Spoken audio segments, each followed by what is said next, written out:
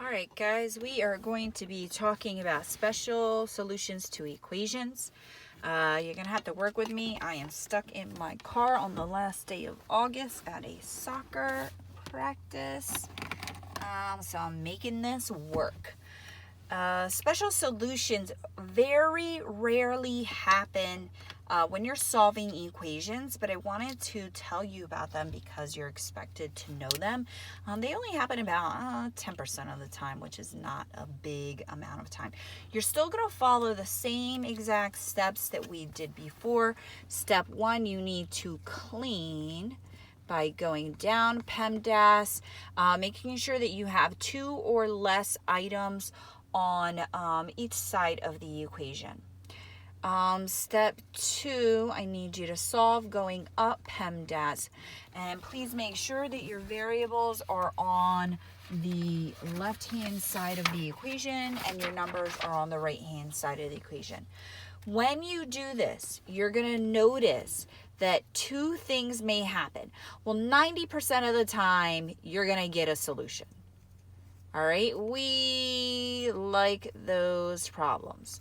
So something like an m equals, even if it's ugly, like m equals square root of 18, I'll take it, right? It's an answer. The other 10% of the time, you're going to get what we call the special solutions, where you have a true or a false statement. You're going to notice that your variables cancel. So your letters are going to disappear. Well, that's weird. Very weird. So if it's weird that your letters cancel, you should be thinking, hey, it's going to be a weird answer. When your variables cancel, one of 2 things will happen. You're either going to be left with a true statement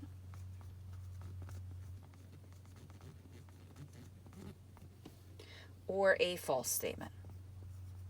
Now, if you're thinking, well, how do you get a statement if we're talking about math? Well, I'll tell you what we're talking about. A true statement would be something like -3 on the left side equals -3 on the right. Does -3 equal -3? That's true. A false statement would be like a -3 equals a +3. All right, that's a false statement.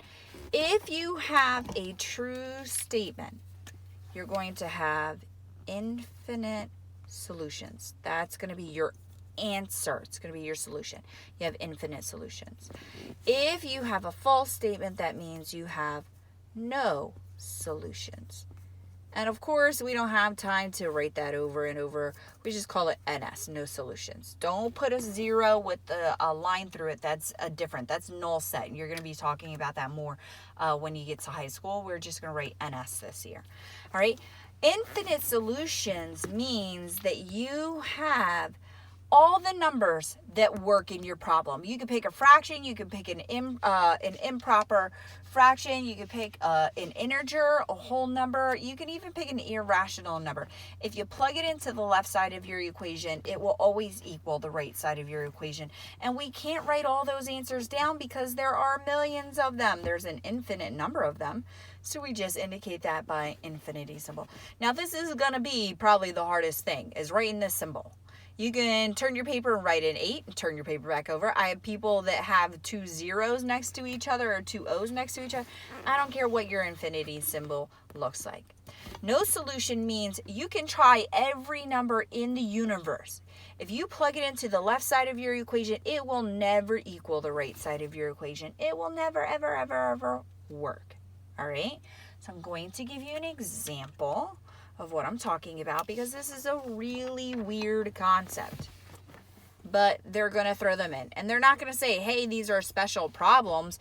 You're going to have to just do like 10 problems, and there might be 1 in there or 2 in there that are infinite solutions or no solutions. So for instance, 3x plus 7 equals 3x plus 4. All right, so my steps are to clean. If there are 2 or less, you're good to go. 2 or less, you're good to go. I'm going to put my letters on the left-hand side, so this 3x over here cannot be here. I'm going to do the opposite. It's a positive 3x. The opposite of a positive 3x is a minus 3x. Now this is what I'm talking about. You're going to notice, whoa, that's weird.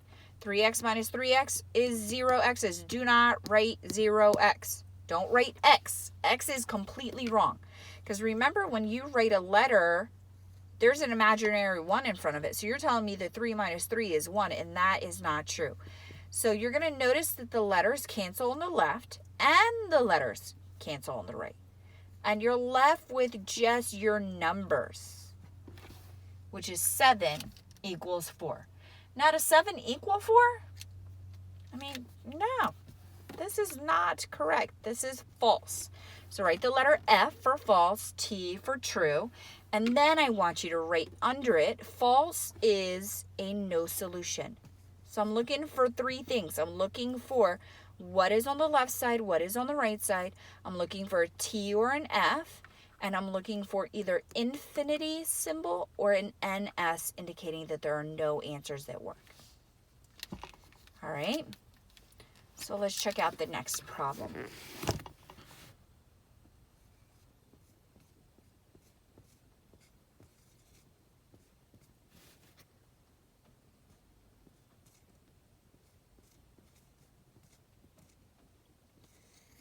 All right, first thing I'm going to do is clean. So if I'm noticing 2 or more items, I'm going to have to put some stuff together. So I have 1, 2, 3. That means we got to put these together. Like terms, these are not same signs, add and keep. We're going to subtract, take the sign of the higher. 1 step, 1 line, which means I'm doing one thing, dropping everything else down. Now that I'm done cleaning, I need to start solving by moving the letters to the appropriate side of the equation. So this 2x cannot be here. The opposite of a plus 2x is a minus 2x. So what happens to your x's? Well, I notice that 2x minus 2x are no x's over here. Same thing here. No x's over here. So I'm left with a negative 7. Drop it down. 1 step, 1 line. Drop it down. Negative 7 equals negative 7. Well, I'm going to ask myself, does negative 7 equal negative 7? Yes, it does. That's a true statement. Put the letter T. True statement.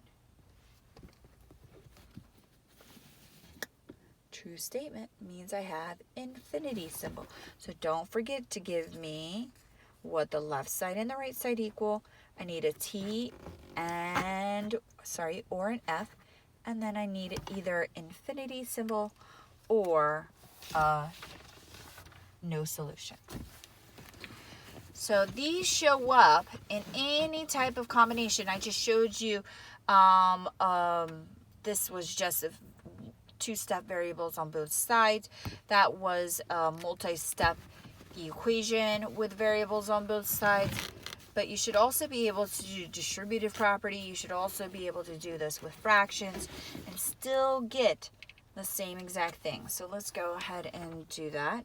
If I do 1/3 9x plus 12 equals 1/4 12x plus 8. Let's check this out.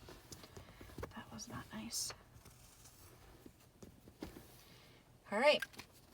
So this is a recall. If you forgot how to do this, fractions are top times top, bottom times bottom. And of course you can cross simplify, all that fanciness. You can do that. So distribute. Top times top, I get a 9. Bottom times bottom is a third. 9/3. I'm going to reduce that. That becomes a 3x. Let's do it here. Top times top, that gives me a 12. Bottom times bottom is a 3. 12 over 3, that gives me a 4. Okay? So that was a recall. Recall boxes all year long. Same thing here. Distribute. Top times top gives me a 12. Bottom times bottom gives me a 4. 12 over 4. 12 divided by 4 is a 3x. Recall box. Do it here. Top times top gives me an 8. Bottom times bottom gives me a 4. 8/4, recall box, is a 2.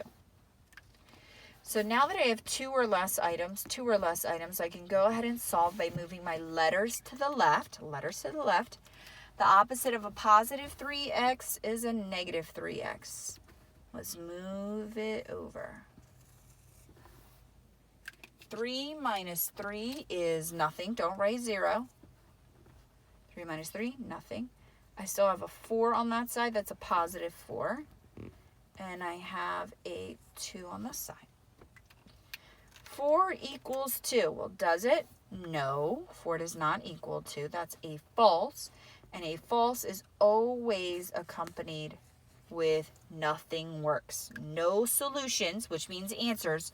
No answers or numbers will ever work when I plug them into the equation. That's a no solution. All right, so that is your video on special solutions.